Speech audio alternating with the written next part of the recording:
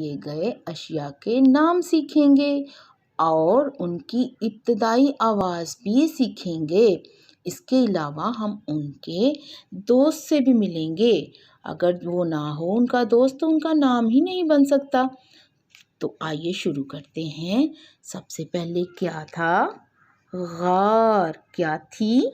गार जो पहाड़ में होती है, कुदरत की तरफ से होती है, वो क्या होती है? गार। पहाड़ के अंदर जो सुराख सा बना होता है, बहुत बड़ा सुराख, उसे हम गार कहते हैं। क्या कहते हैं?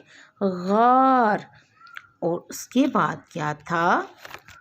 गुब्बारा। क्या? गुब्बारा। इसकी पहली आवाज़ क्या है? इब्तदाई आवाज़ पे गौर कीजिए। गुब्बारा। जी हाँ, गुब्बारा, गुब्बारा। और फिर क्या था? ये क्या है? गुलेल। क्या है? गुलेल। गुलेल जिससे निशाना लगाते हैं हम, वो क्या होती है? गुलेल होती है। क्या होती है? गुलेल। इसकी इब्तदाई आवाज़ पर गौर कीजिए। गुलेल, गुलेल। और क्या है? गिलाफ। क्या है? गिलाफ। किसी भी चीज़ को हम ढांपने के लिए क्या इस्तेमाल करते हैं? गिलाफ इस्तेमाल करते हैं। आपके तकिए के ऊपर भी होता है गिलाफ। जी हाँ। चलें अब इनकी दोहराई कर लेते हैं। इन तमाम अशिया के अल्फाज की हम दोहराई कर लेते हैं। गिलाफ, गिलाफ, गिलाफ।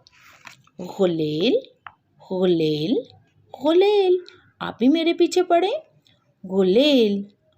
मेरे पीछे दोहराई कीजिए। गुलेल। गार, गार। क्या है ये? गार, गार है ये क्या है? गुब्बारा, गुब्बारा। आपने ये तमाम अशिया के नाम सीख लिए। अब इन अशिया की एक दोस्त से मिलेंगे। अगर इनका दोस्त ना हो तो इनके नाम ही नहीं बन सकते। चलें हम मिलाते हैं, आपको मिलवाते हैं। वो कौन है?